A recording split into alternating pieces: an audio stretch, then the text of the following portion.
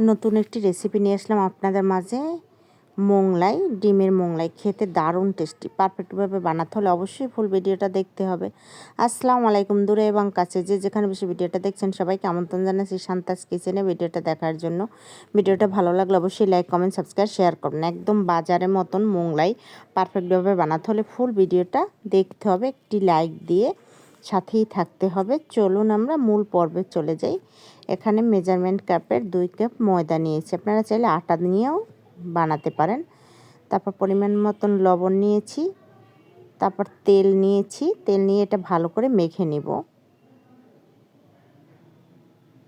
তারপর হালকা কুসুম কুসুম গরম পানি দিয়ে এটা ভালো করে মেখে নিব। মাখা শেষ, এখন ঢেকে রেখে দেব 20 মিনিটের মতন। এই ফাঁকে চলুন আমরা ডিমটা গলে নেব।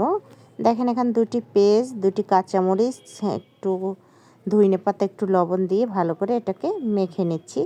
তারপর এখানে 2টো ডিম নিয়ে নিব। ডিমটা ভালো করে ফেটে নিয়েছি। এই পর্যায়ে একটু হলুদের গুঁড়ো, একটু মরিচের গুঁড়ো ডিমের সাথে দিয়ে দেব। তারপর দিয়ে কাঁটা চামচ দিয়ে ভালো করে ফেটে নিব। ফাটা শেষ। তারপর আমরা দেখেন ময়দাটা একদম নরম হয়ে গেছে, তুলতুলে।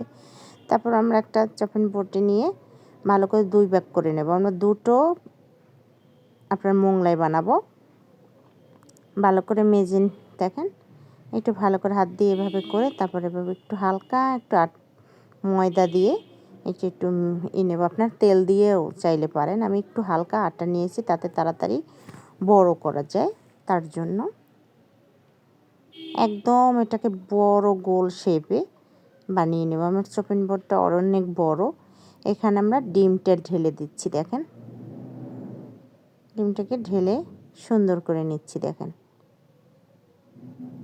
একটা পড়ে যাচ্ছে ফাঁক দিয়ে, বটে দিব।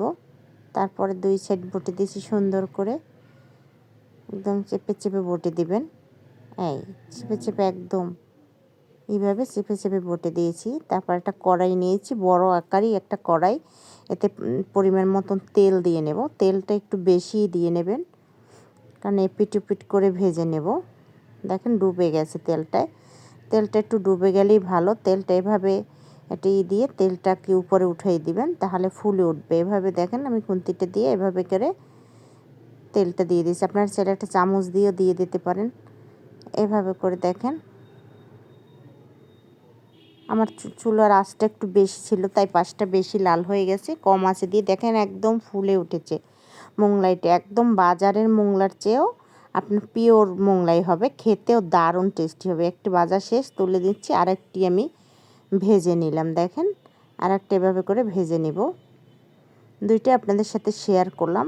একই পদ্ধতিতে বানিয়ে নিয়েছি আমি। 2টোই আসলে ভালো করে ভেজে নিয়েছি। দেখেন ভাজা শেষ, তুলে নিব।